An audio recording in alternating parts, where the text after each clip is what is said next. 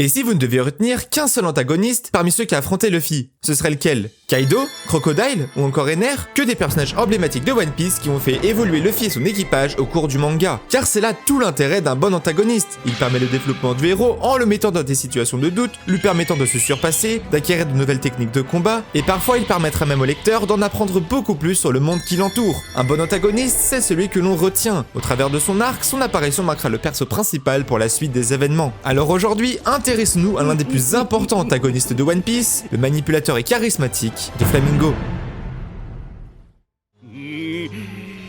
正義は勝つってそりゃそうだろう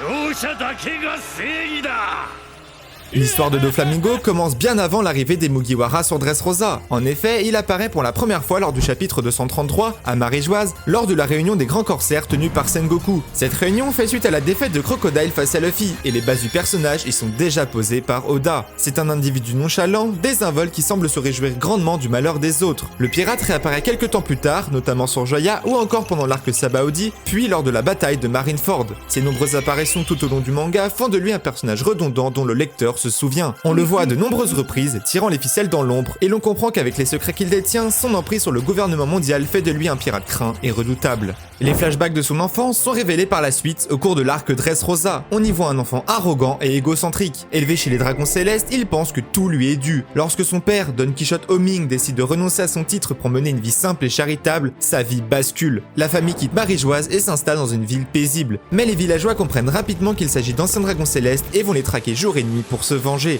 Loin de comprendre ce qu'il se passe, le jeune Doflamingo se retrouve démuni, perdu et loin de ses repères, de son avenir tout tracé et du confort qu'il avait toujours connu, privé de ses privilèges qui lui revenaient de droit. Sa mère finit par mourir de faim, et voyant son père impuissant face aux villageois, Doflamingo se met à le haïr profondément. Il se persuade que seul le pouvoir pourra le protéger et promet de se venger. Décidant de retrouver son statut de dragon céleste, il n'hésite pas à commettre les pires atrocités, à commencer par l'assassinat de son propre père, qu'il juge seul responsable de leur vie misérable. Mais les Tenryobito n'en ont que faire. En s'enfuyant de l'île, Doflamingo parvient à prendre connaissance du secret de Maréjoise. Secret qui pourrait mettre en péril l'ordre mondial s'il était divulgué. Pour protéger ce secret, la marine accepte de le nommer grand corsaire, non sans réticence. Ce titre lui permet de dissimuler ses activités malhonnêtes comme son trafic d'armes à grande échelle. Craint du gouvernement mondial et intouchable face à la marine, Doflamingo obtient une place unique dans l'ordre mondial, ce qui le rend à présent beaucoup plus dangereux. Pire, Doflamingo n'a aucune limite à la violence. Pour asseoir sa domination et prendre sa revanche sur le monde, il est capable des pires atrocités. Il n'hésite pas à sacrifier ses sous-fifres, à se débarrasser de Bellamy après sa défaite contre Luffy, ou à manipuler une population entière en éliminant les perturbateurs. Corazon le dira lui-même, Doffy n'est pas humain, il a ça dans le sang, c'est sa nature profonde, c'est le mal incarné. Rien n'a plus d'importance que ses intérêts, ses ambitions sont clairement définies et sa personnalité sanguinaire est assumée.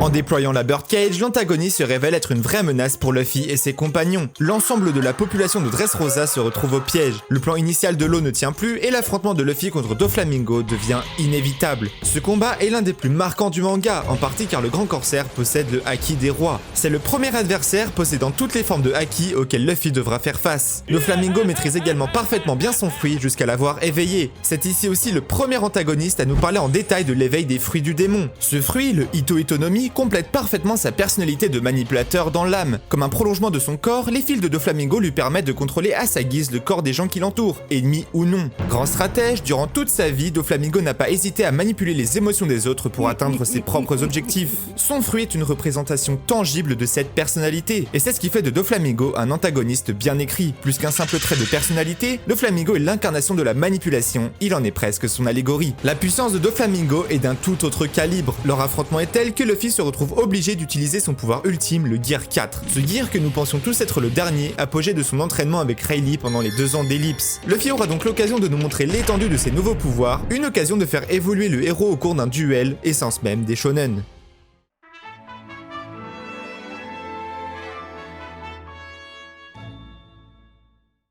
Dressrosa, ses maisons colorées, son champ de fleurs, son colisée. L'histoire de cette île est très riche et détaillée. Loin d'être seulement l'arc ayant vu apparaître le Gear 4, Dressrosa est un arc où d'importantes rencontres ont lieu. Avec des événements qui façonneront la suite de One Piece, l'arc en sera l'un des plus longs et les plus ambitieux du mangaka. Dès son arrivée dans le centre-ville de Dressrosa, Luffy apprend que Doflamingo a mis la main sur le Mera Meranomi, l'ancien fruit d'Ace. C'est la confirmation que les fruits du démon peuvent se réincarner. La mort d'Ace a grandement forgé la personnalité de Luffy qui participe au tournoi du Colisée pour tenter de le remporter. remporté. Après les événements tragiques de la guerre au sommet et l'ellipse des 2 ans, récupérer ce fruit a une symbolique très forte. Sauver ce qui le rattache à son frère est comme une occasion de le sauver une nouvelle fois. Et alors qu'il pensait se rapprocher d'Ace, Luffy retrouve Sabo dans les couloirs du Colisée. Disparu depuis de longues années, Sabo hérite de la volonté d'Ace en mangeant le Mera Mera no Mi à son tour. Il devient un nouveau pilier pour Luffy, allégeant la peine des événements de Marineford. La boucle est ainsi bouclée. Sa réapparition nous introduira par la suite de nombreuses révélations sur l'armée révolutionnaire, sur leurs objectifs et les missions qu'ils mènent dans les différents royaumes, dévoilant petit à petit les secrets de One Piece.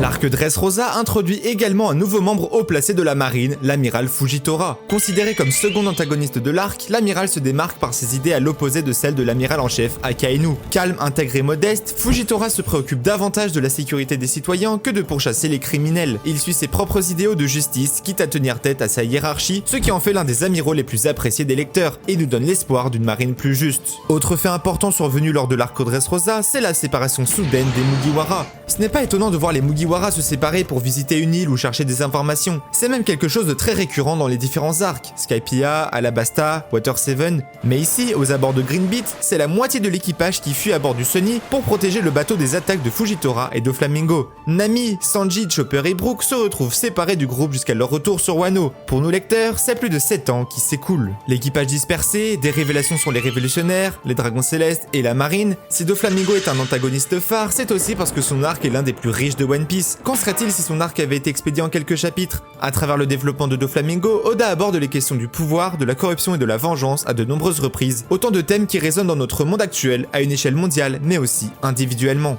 Doflamingo est bien écrit, c'est maintenant une évidence. Il a un passé détaillé qui nous en apprend beaucoup plus sur l'univers de One Piece. Ses pouvoirs sont maîtrisés en plus d'être hors normes, ce qui en fait un adversaire de choix pour permettre à Luffy de développer ses nouvelles techniques de combat. Doflamingo est au centre d'un arc important qui introduit et met en place de nombreuses intrigues importantes dans l'histoire de One Piece. C'est aussi un antagoniste dangereux dont les actes sanglants sont assumés, et malgré tout ça, il a une grande prestance et un charisme inoubliable. C'est la fin de cette vidéo, j'espère de tout cœur qu'elle vous aura plu. N'hésitez pas à vous abonner pour me soutenir et à lâcher votre meilleur pouce bleu. Nous on se dit à très vite pour une prochaine vidéo, d'ici là portez-vous bien et surtout, vive One Piece!